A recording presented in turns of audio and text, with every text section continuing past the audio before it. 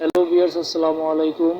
আমি মোহাম্মদ বাইজিদ, প্যারামেডিক্যাল চিকিৎসক, internship 250 surgery হাসপাতাল, পটুয়াখালী। বন্ধুরা, আজকে যে বিষয় নিয়ে আলোচনা করব সেটি হচ্ছে জোভিয়া গোল্ড ট্যাবলেট নিয়ে। আসলে আমরা অনেক আছি যারা চিকন এবং রোগাপাতলা শরীর নিয়ে চিন্তিত। যারা স্থায়ীভাবে মোটা হতে চান তাদের জন্য এই জোভিয়া গোল্ড ট্যাবলেট অনেক ভালো কাজ করবে ইনশাল্লাহ।